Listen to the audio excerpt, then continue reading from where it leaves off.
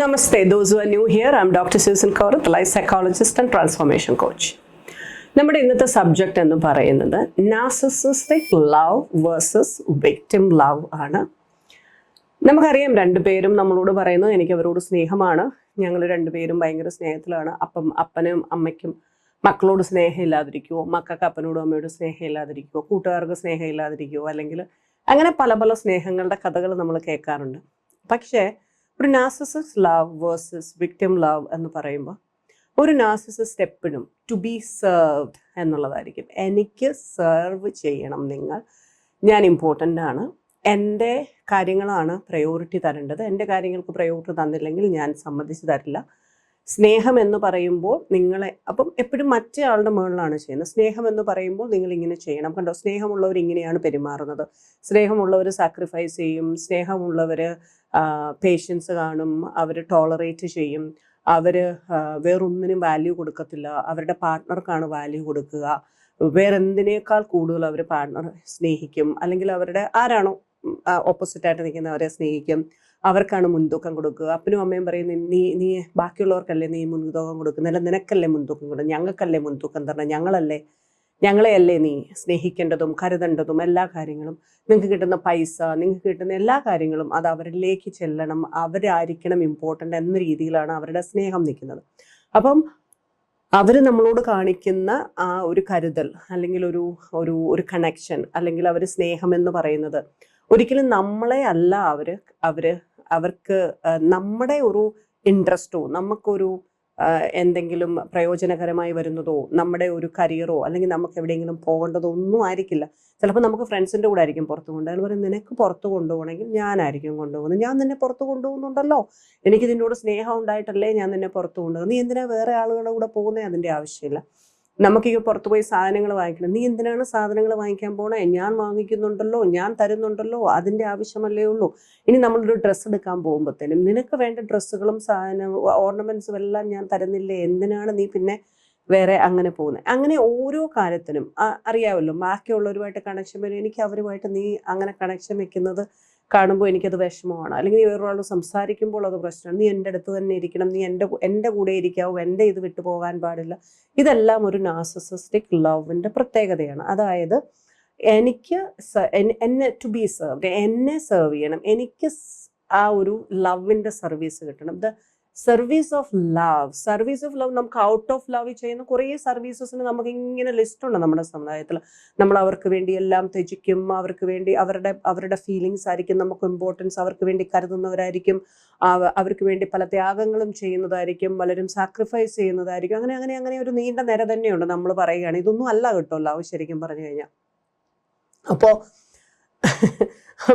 എന്നിട്ട് നമ്മൾ പറയും അൺകണ്ടീഷണൽ ആയിട്ട് കൊടുക്കണം എന്നൊക്കെ പറഞ്ഞിട്ട് അവർ ഭയങ്കര ആ ഒരു രീതിയിൽ എനിക്ക് കിട്ടണം, എനിക്ക് കിട്ടിയില്ലെങ്കിൽ അവിടെ പ്രശ്നം ഉണ്ടാക്കുന്ന ഒരു ലവ് ആണ് നാർസിസിസ്റ്റിന്റെ love. Whereas in victim love to serve ആണ്.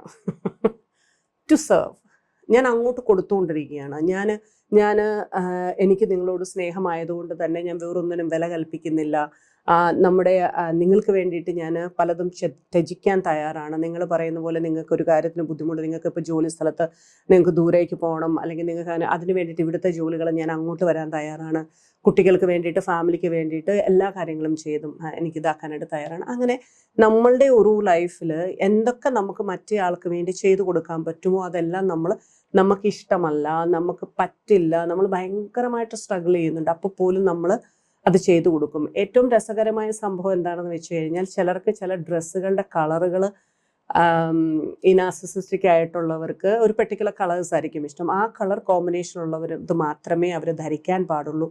അവർക്ക് ചില സൈസുകളാണ് ഇഷ്ടം. ചിലപ്പോൾ ഒരു സൈസ് കൂടിയ സൈസ് ആയിരിക്കും മോസ്റ്റ്ലി പലപ്പോഴും പേരൻസും ചില നാർസിസിസ്റ്റിക് ആയിട്ടുള്ള ആൾക്കാരും കൊടുക്കുന്നത് അതേ ധരിക്കാവൂ. ചില നാർസിസിസ്റ്റിക് ആയിട്ട് ആൾക്കാർ ഭയങ്കര ഒരു സെക്സി ആയിട്ട് വളരെ ടൈറ്റായിട്ട് അങ്ങനെയായിരിക്കാം ഡ്രസ്സ് ധരിക്കേണ്ടത്. നമുക്ക് ഇഷ്ടമാണോ ഇഷ്ടമില്ലയോ അത് അതിനകത്തെ പ്രശ്നമല്ല, അത് നമ്മൾ ധരിച്ചിരിക്കണം. And most of the time ചിലപ്പോൾ നമ്മളെ വലിയ ഹോട്ടൽസിലൊക്കെ കൊണ്ടുപോയി അവിടുത്തെ ഏറ്റവും വലിയ ഭക്ഷണ പദാർത്ഥം നമുക്ക് വാങ്ങിച്ചു തരും, ഇവരാ ലവ് കാണിക്കാം. പക്ഷേ ഈ വിക്ടിം ലവ് എങ്ങനെയാണെന്ന് വെച്ച് കഴിഞ്ഞാൽ, നിങ്ങൾ ഈ തരുന്നത് എല്ലാത്തിനോടും ഞാൻ അനുകൂലിച്ച് നിൽക്കും, അങ്ങനെ ഞാൻ നിങ്ങൾക്ക് വേണ്ടി സെർവ് ചെയ്യുന്ന ഒരു രീതിയിലേക്ക് മാറും.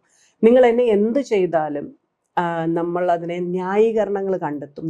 നിങ്ങൾക്ക് എത്ര അബ്യൂസ് വന്നാലും എത്ര നിങ്ങൾ സഹിക്കേണ്ട വന്നാലും അതിനെ പിന്നെ പല പേരുകൾ ഇട്ട് വിളിക്കും. പല പേരുകൾ എന്ന് വെച്ച് കഴിഞ്ഞാൽ അത് ത്യാഗമാണ്, അല്ലെങ്കിൽ നമ്മൾ അങ്ങനെയാണ്, ഒരു കുടുംബത്തിന് വേണ്ടി നമ്മൾ അങ്ങനെ ചെയ്യണം, അപ്പം ഞാൻ എന്തോ വലിയ ഒരു ഒരു ഒരു ഒരു വാലിഡേഷൻ്റെ ആ ഒരു ഇതിലേക്ക് പോയിട്ട് ഒരു ഹീറോയിക് ഫീലിങ്ങിലേക്ക് വരും. നമുക്ക് കണ്ടോ ഞാൻ എന്തെല്ലാം സഹിക്കും. ആ ഹീറോയിക് ഫീലിംഗ് മോസ്റ്റ്ലി ഇവർ കണക്ട് ചെയ്യുന്ന ജീസസിലേക്കായിരിക്കും. എന്തെല്ലാം കഷ്ടതകൾ കഴിച്ച്, എന്തെല്ലാം കുരിശിലൊക്കെ അത്രയും കഷ്ടപ്പെട്ടു. ഈ അടുത്തിടെ എൻ്റെ ഒരു ക്ലയൻറ്റിൻ്റെ അടുത്ത് ഞാനിങ്ങനെ പറയുമായിരുന്നു, പുള്ളിക്കാരി നമുക്ക് വേണ്ടിയിട്ടല്ലേ ജീസസ് കുരിശ് മരിച്ചത്. ഞാൻ പറഞ്ഞു നമുക്ക് വേണ്ടിയിട്ട് നമുക്ക് പല കാര്യങ്ങൾ കാണിച്ചു തരാൻ വേണ്ടിയിട്ടാണ് കുരിശ് മരിച്ചുള്ള. ഒന്നാമത്തെ കാര്യമാണ് നമ്മൾ നോക്കിക്കഴിഞ്ഞാൽ കുരിശ് എന്ന് പറയുന്നത് അന്നത്തെ കാലത്ത് ഏറ്റവും ഹീനമായിട്ടുള്ള ഒരു സംഗതിയായിട്ടാണ് കണക്കാക്കപ്പെട്ടിരുന്നത്. കുരിശെന്ന് പറയുന്ന വസ്തു ഏറ്റവും ഹീനമാണ്, സമൂഹം ഏറ്റവും ഹീനമായിട്ട് കാണുന്ന ഒരു സാധനമാണ്. അതിനെ എടുത്തിട്ട് ഗ്ലോറിഫൈ ചെയ്യുകയാണ് ജീസസ് ചെയ്തത്. അപ്പം ഞാൻ പറഞ്ഞു നിങ്ങളുടെ ഇൻഡിവിജ്വാലിറ്റി, നിങ്ങൾ ഇൻഡിപെൻഡൻ്റ് ആയിട്ട് ജീവിക്കുമ്പോൾ പല കാര്യങ്ങളും നിങ്ങളുടെ സൊസൈറ്റി നിങ്ങളെ ഹീനമായിട്ട് പറയും, നിങ്ങളെ പല രീതിയിൽ പല കാര്യങ്ങളും പറയും. അത് നമുക്കൊക്കെ സഹിക്കാൻ പറ്റാത്ത രീതിയിലായിരിക്കും സ്മിയർ ക്യാമ്പയിൻസും പലതും വരുന്നത്. പക്ഷെ ഒരു ഹീനമായത് എന്ന് സൊസൈറ്റി പറയുന്ന എന്ത് കാര്യത്തെയും എടുത്തിട്ട് അതിനെ ഗ്ലോറിയിലേക്ക് കൊണ്ടുവരിക എന്നുള്ളത് നിങ്ങൾ ചെയ്യുക എന്നുള്ളതാണ് അതിനർത്ഥം. അപ്പോൾ പുള്ളിക്കാരി ഇങ്ങനൊരർത്ഥം ഞാൻ ആദ്യമായിട്ട് കേൾക്കും, ഇങ്ങനെയും ഒരർത്ഥം. ഞാൻ പറഞ്ഞാൽ അതിന് അങ്ങനെ ഒരു അർത്ഥമേ ഉള്ളൂ, വേറൊരർത്ഥവും അതിനകത്തില്ല. അപ്പം നമ്മൾ ഈ കേൾക്കുന്ന കാര്യങ്ങളെ നമ്മളിങ്ങനെ ആരെങ്കിലുമൊക്കെ പറഞ്ഞു തരുന്നത് കേൾക്കാതെ നമ്മൾ അതിനകത്ത് വിശകലനം ചെയ്ത് നോക്കുമ്പോൾ നമുക്ക് മനസ്സിലാവും ഇതിനകത്ത് പല മീനിങ്ങുകൾ അടങ്ങിയിട്ടുണ്ട്. നിങ്ങളൊരു കാര്യത്തിലേക്ക് നിങ്ങൾ അതിനെ സാക്രിഫൈസ് ചെയ്യുമോ, നിങ്ങൾ എന്ത് കാര്യത്തിലേക്ക് ഇറങ്ങുമ്പോഴും നിങ്ങൾ അതിനെ ഏറ്റവും ബെസ്റ്റായിട്ട് നിങ്ങൾക്ക് എങ്ങനെ മാറ്റാം എന്നുണ്ടെങ്കിൽ മാത്രമേ അതിനകത്തേക്ക് ഇറങ്ങാവൂ. അല്ലാതെ നശിച്ചു പോകുന്ന ഒരു കാര്യത്തിലേക്ക് നിങ്ങൾ സാക്രിഫൈസ് ചെയ്യാൻ പാടില്ല. വിക്ടിം എപ്പോഴും ചെയ്യുന്ന ഒരു കാര്യമാണ്. എന്നിട്ട് ഇതിങ്ങനെ കണക്ട് ചെയ്തുകൊണ്ടാണ് ഇത് പ്രത്യേകം എടുത്ത് പറഞ്ഞത്. ഇപ്പം ചിലപ്പോൾ ഒരാളിൽ നിന്ന് സെപ്പറേറ്റ് ചെയ്യുന്നതായിരിക്കും, നല്ല അബ്യൂസീവായിട്ടുള്ള ഭയങ്കരമായിട്ട് നമുക്ക് സഹിക്കാൻ പറ്റാത്ത രീതിയിൽ നിങ്ങൾ പിടിച്ചു നിൽക്കുന്നത്, നിന്നയുടെ കുരിശിനെ വഹിച്ച ജീസസ്, അല്ലെങ്കിൽ കുരിശിലെ പാടുകളേറ്റത് എന്നൊക്കെ പറഞ്ഞിട്ടായിരിക്കും നമ്മളിങ്ങനെ തോളത്ത് നമ്മുടെ കുരിശുമേറി പോകുന്നു എന്ന് പറയുന്നത്. അവനവൻ്റെ കുരിശെടുക്കാനേ പറഞ്ഞിട്ടുള്ളൂ, അല്ലാതെ വേറെ കെട്ടിയവൻ്റെയും മക്കളുടെയും എല്ലാവരുടെയും കുരിശെടുക്കാനും അമ്മയുടെയും അപ്പൻ്റെയും കുരിശെടുക്കാനൊന്നും ആരും പറഞ്ഞിട്ടില്ല. മക്കളുടെ കുരിശും അധികം എടുക്കാൻ പറഞ്ഞിട്ടില്ല അഡൾട്ടായി കഴിഞ്ഞാൽ. അതിന് മുമ്പ് it is parents responsibility to bring them into an adulthood ഏറ്റവും നന്നായിട്ട് ജീവിക്കുന്നത്. അപ്പം ഇവിടെ ജീസസ് പറഞ്ഞ പോലെ നിന്നയാവുമ്പോൾ അതിനെ എനിക്ക് നല്ല രീതിയിൽ കൊണ്ടുവരാൻ പറ്റുമെങ്കിലാണ് ഡിസിഷനിലേക്ക് ഞാൻ പോകുന്നത്. സമൂഹം നിന്നമായി കാണുന്ന പലതിനെയും നമുക്ക് നല്ല രീതിയിലേക്ക് കൊണ്ടുവരാൻ പറ്റും. അങ്ങനെയാണ് സമൂഹത്തിൽ ചേഞ്ചസ് ഉണ്ടാകുന്നത്. സമൂഹം നല്ല രീതിയിൽ മുമ്പോട്ട് പ്രോഗ്രസീവായിട്ട് വരാനായിട്ട് നമ്മൾ നോക്കുമ്പം അതിന് ഓരോ കാലഘട്ടത്തിനനുസരിച്ച് മാറ്റം വരണമെങ്കിൽ നമ്മൾ അങ്ങനെ നോക്കേണ്ടതായിട്ടുണ്ട്. അപ്പം സമൂഹം പലതും മോശമാണെന്ന് പറയുന്ന പല കാര്യങ്ങളിലേക്ക് നമ്മൾ ഓരോ കാലം എടുത്ത് വെച്ച് അതിനെ ഏറ്റവും ബെസ്റ്റായിട്ട് കൊണ്ടുവരുന്ന കാര്യം, അല്ലാതെ സമൂഹം മോശമായിട്ട് വരുന്നത് മോശമാണെന്ന് നമുക്ക് ഉറപ്പുണ്ടെങ്കിൽ അതിനെ അല്ല. പലപ്പോഴും അതിനകത്തുനിന്ന് നമ്മൾ അതിനെ മാറ്റി ഏറ്റവും ബെസ്റ്റായിട്ട് കൊണ്ടുവരുമ്പോൾ നമ്മൾ എപ്പോഴും കാണുന്നതാണ് ഒരാൾ ഒറ്റയ്ക്കാണെങ്കിൽ പോലും ഏറ്റവും നന്നായിട്ട് ജീവിതം ജീവിച്ച് ഏറ്റവും ബെസ്റ്റായിട്ട് കൊണ്ടുവരുമ്പോൾ അതിനെ അപ്രീഷിയേറ്റ് ചെയ്യുന്നത്. പക്ഷെ അതിന് മുമ്പ് പലപ്പോഴും നമുക്ക് പല കാര്യങ്ങളിലും വ്യത്യസ്തമായ അഭിപ്രായങ്ങളും നമ്മളെ അക്യൂസ് ചെയ്യുന്നതും പോയിന്റിങ് ഫിംഗർ അറ്റ് യു എന്നുള്ളതൊക്കെ നമുക്ക് കിട്ടും. പക്ഷെ ഇവിടെ വിക്ടിംസ് ആയിട്ടുള്ളവർ എപ്പോഴും ചിന്തിക്കേണ്ട ഒരു കാര്യം ഇങ്ങനെയാണ്, അവരുടെ ടു സെർവ് എന്നതിനേക്കാൾ ഉപരി ടു ബി സെർവ് എന്നുള്ളതിനേക്കാളും ഉപരിയായിട്ട് ആവശ്യത്തിനുള്ളത് നമ്മൾ അങ്ങോട്ടും ഇങ്ങോട്ടും സപ്പോർട്ടീവായിട്ടും കെയറിങ് ആയിട്ടും കോംപ്ലിമെൻറ്റിങ് ആയിട്ടും കൊടുക്കണം. ഒരു ടീം വർക്കിൽ നമ്മൾ അങ്ങോട്ടും ഇങ്ങോട്ടും സപ്പോർട്ടീവായിട്ടാണ് ചെയ്യേണ്ടത്. അതല്ലാതെ നമ്മൾ ഒരാൾക്ക് കീഴ്പ്പെട്ട് അയാൾക്ക് വേണ്ടിയിട്ട് അടിമപ്പെട്ടല്ല ജീവിക്കേണ്ടത്. അപ്പോൾ ഇവിടെയാണ് നമ്മളൊരു ഫങ്ഷനിങ് നാർസിസത്തിലേക്ക് വരുന്നത്. ഫങ്ഷനിങ് നാർസിസത്തിൽ നമ്മളെ സെർവ് ചെയ്യും. Whatever I do must be also to the benefit of me. എനിക്കൂടെ ബെനിഫിറ്റ് കിട്ടുന്ന ഒരു കാര്യത്തിലല്ലാതെ ഞാനിതിനെ ഇറങ്ങണേ, എന്ത് കാര്യത്തിനാണ് ഞാൻ ഇറങ്ങണേ? ഞാനൊരു മാരേജ് കഴിക്കുമ്പോൾ പോലും ഞാൻ ചോദിക്കുന്നത് അവർക്ക് ബെനിഫിറ്റ് കിട്ടാനല്ല ഞാൻ മാരേജ് കഴിക്കുന്നത്, എനിക്കൂടെ ബെനിഫിറ്റ് കിട്ടാൻ. ആ ബെനിഫിറ്റിലേക്ക് ഞാൻ നോക്കാതെ ഞാൻ എങ്ങനെ ഇറങ്ങുന്നത്?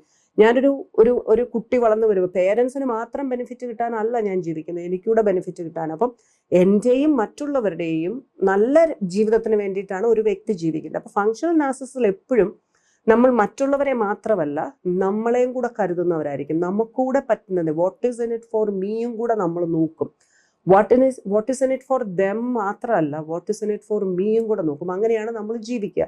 അപ്പോൾ ഒരു വിക്ടിം ലവ് എന്ന് പറയുന്നത് ടു സെർവ് ആണെങ്കിൽ, നാർസിസിന്റെ ലവ് ടു ബി സെർവ്ഡ് ആകുമ്പോൾ ഇത് രണ്ടും കൂടെ ബ്ലെൻഡ് ആവും. എപ്പോഴും നമ്മൾ ഓർക്കും എന്താ ഈ നാർസിസിസ്റ്റും ഈ വിക്ടിമും ഇങ്ങനെ ചേർന്ന് പോകുന്നതെന്ന് വെച്ചാൽ because of this is going വളരെ നല്ല രീതിയിൽ ഇത് മുമ്പോട്ട് പോയിക്കൊണ്ടിരിക്കും. അവിടെയാണ് നിങ്ങളുടെ ലേണിംഗ് പാത്ത് വേസിനെ വളരെ നല്ല രീതിയിൽ മാറ്റിയിട്ട് നമുക്ക് പുതിയ പാത്ത് വേസ് കൊടുത്ത് നമുക്ക് പുതിയ ഡിസൈൻസ് ലൈഫിലുണ്ടായി ഏറ്റവും ബെസ്റ്റായിട്ട് നമ്മൾ നല്ല രീതിയിൽ ഒരു പാർട്ട്ണർഷിപ്പ് കൊണ്ടുപോകാനായിട്ട് നമ്മൾ നോക്കണം. അത് പേരൻറ്റ് ചൈൽഡ് പാർട്ട്ണർഷിപ്പ് ആണെങ്കിലും ശരി, ഹസ്ബൻഡ് ആൻഡ് വൈഫ് പാർട്ട്ണർഷിപ്പ് ആണെങ്കിലും ശരി, നിങ്ങളുടെ ഫ്രണ്ട്സുമായിട്ടുള്ള പാർട്ട്ണർഷിപ്പ് ആയാലും ശരി, എവിടെയായാലും ശരി, ലൈഫിൽ നമ്മളൊരു ടീമിലെ പാർട്ട്ണർഷിപ്പിലേക്ക് വരുമ്പോൾ തീർച്ചയായിട്ടും നമ്മളെ ഇഗ്നോർ ചെയ്തുകൊണ്ട് നമ്മളെ മറന്നുകൊണ്ട് നമ്മൾ ചെയ്യാൻ പാടില്ല.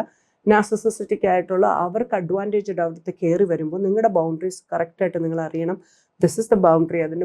അതിൽ കൂടുതൽ ഇങ്ങോട്ട് കയറി വന്ന് അവർ ആ സ്പേസ് എല്ലാം എടുത്ത് അങ്ങനെ രാജാക്കന്മാരായിട്ടിരിക്കാനായിട്ട് നമ്മൾ അനുവദിച്ചു കൊടുക്കാതിരുന്നാൽ മാത്രം മതി. അപ്പോൾ നിങ്ങളിലേക്കും ഒരു ഫങ്ഷണൽ നാർസിസം, മാക്യുവലിനിസം, സൈക്കോപ്പതി ഒക്കെ ഒന്ന് ആഡ് ചെയ്ത് നല്ല രീതിയിൽ ജീവിക്കാൻ നിങ്ങൾക്ക് പറ്റണം. ഞാൻ എപ്പോഴും പറയാറുള്ളത് പോലെ തന്നെ never abuse anyone, never self abuse and never take any abuse. അങ്ങനെ ജീവിക്കാൻ ദൈവം നമ്മെ എല്ലാം അനുഗ്രഹിക്കട്ടെ.